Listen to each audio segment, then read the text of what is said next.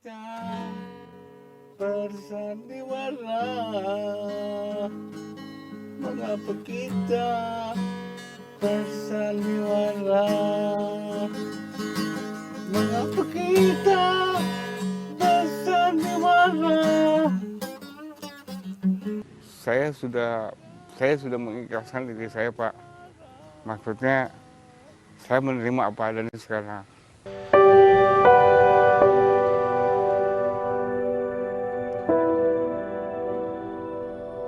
Rumah sederhana di kawasan yang dulu digunakan sebagai sekolah SMK Yayasan Perguruan Budaya di Jalan Cipinang, Kebembem, Jakarta Timur ini terlihat sepi. Sekolah yang sudah dipindahkan ke lokasi lain sejak beberapa tahun yang lalu, kini hanya menjadi tempat parkir kendaraan bagi warga sekitar. Di tempat ini tinggallah Ivan Rifani, seorang penyandang tunadaksa. Sehari-hari pria berusia 51 tahun ini menggunakan kursi roda untuk beraktivitas. Duduk, ke kamar mandi, hingga makan dan minum, semua dilakoninya dari kursi roda. Di mata warga, Ivan dikenal riang dan suka menyapa. Setidaknya begitu yang dirasakan Muhammad Sukri, Ketua RT 07 Kelurahan Cipinang.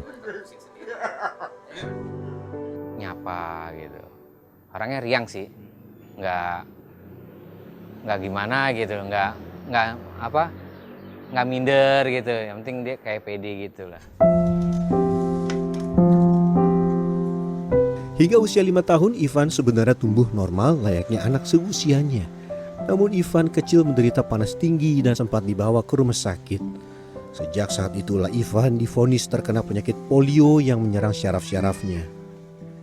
Dulu saya sempat nggak bisa ngomong, nggak bisa bangun, kayak orang gagap gitu, Mas. Ya sekarang alhamdulillah bisa gitu. Cuman kaki-kaki aja yang sampai saat ini belum gitu.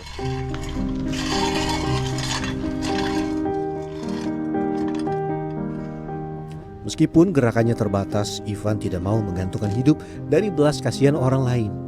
Ivan mulai berjualan koran sejak tahun 1998. Saat itu penghasilan dari berjualan koran keliling cukup lumayan. Bahkan Ivan bisa menabung untuk membeli motor yang kemudian dimodifikasi menjadi sepeda motor roda 3. Ivan mengambil koran di salah satu agen yang berada di bawah flyover Kampung Melayu. Saya sempat beli gitar listrik, sempat saya beli sound, itu dari hasil koran.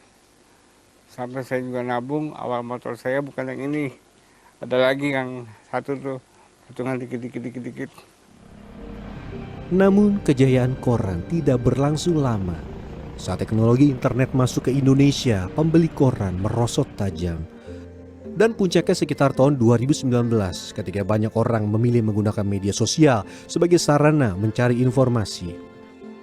Lebih baik saya beli beras katanya, daripada saya beli koran katanya. Ya udah Bu, nggak apa-apa Bu. Nah, saya berhenti. Tadi satu dari 50 pintu.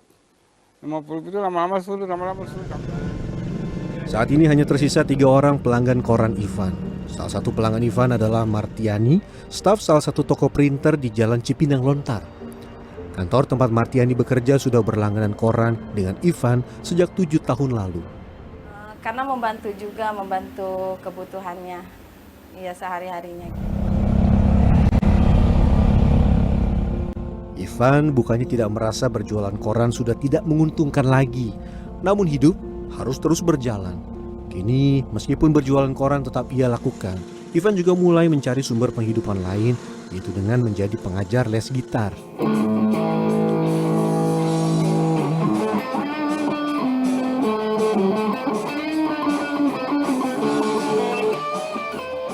Ivan memang sudah mahir bermain gitar akustik dan elektrik sejak berusia 15 tahun. Ia bahkan pernah belajar di sekolah musik pada tahun 2014 hingga 2019 silam. Ivan banting setir membuka les gitar akustik dan elektrik pada akhir 2021 sejak berjualan koran sudah tidak menjanjikan lagi. Untuk mempromosikan usahanya, Ivan memasang spanduk di atas gerbang kompleks sekolah tempat ia menumpang tinggal. Namun apa daya, les gitarnya masih kurang diminati banyak orang. Mayoritas orang yang melintas di depan rumahnya hanya mengontak nomor yang tertera tanpa ada tindak lanjut. Sempat ada 5 anak sekolah yang berminat mengikuti les. Mereka meminta Ivan mengajari cara bermain gitar akustik di kediaman mereka. Sayangnya, mereka hanya bertahan selama beberapa bulan saja. Ivan pun tidak tahu alasan mereka berhenti. Memasuki awal 2023, Ivan diberi saran oleh seorang pekerja bengkel sepeda. Ia menyarankan Ivan memasang spanduk promosi usaha les gitar berkeliling menggunakan motor modifikasi. Saya bilang, wah nanti gimana bang? Kata, udah nggak apa-apa.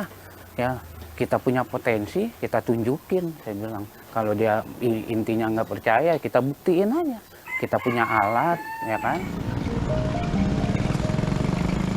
Ivan menyetujui ide memasang spanduk iklan di kendaraan modifikasinya. Sekitar 6 bulan lalu, Ivan mulai berkeliling di area Pulau Gadung hingga Jatinegara. Ia tidak bisa berkeliling terlalu jauh karena kondisi tubuhnya yang mudah lelah. Selama 6 bulan berkeliling menawarkan jasa les gitar, baru belakangan banyak orang yang mulai menghubunginya. Ivan menawarkan 2 jenis les gitar. Pertama adalah les gitar akustik seharga Rp300.000 per bulan. Nominal itu berlaku untuk 4 kali pertemuan. Setiap pertemuan berlangsung selama 1 jam. Kemudian les gitar listrik seharga Rp500.000 per bulan. Jumlah dan durasi pertemuan sama dengan les gitar akustik.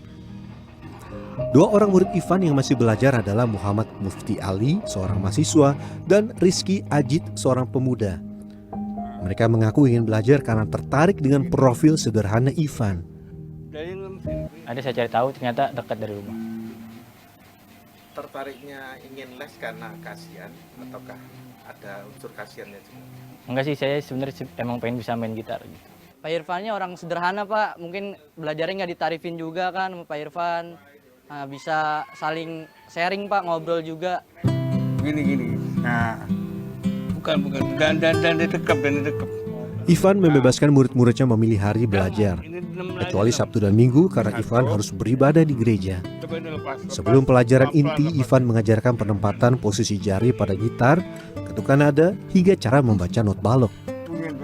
Ivan berharap di masa depan para seniman, terutama seniman penyandang disabilitas, bisa lebih mendapatkan tempat di masyarakat. Saya menerima apa adanya sekarang. Bila mana saya berjalan, itu udah lain urusannya Pak ya. Udah beda ceritanya. Memang udah saya terima, mungkin udah suratan takdir Pak. Ya udah saya terima aja. Jadi apapun konsekuensinya bagi saya, ya udah jalanin aja gitu. Setiap kisah pegang satu pelana. Ivan masih terus berjuang karena ia yakin akan selalu ada kesempatan bagi siapa saja yang mau berusaha dan tidak pernah menyerah. Tim Liputan CNN Indonesia. Mengapa kita bersandiwara? Mengapa kita bersandiwara?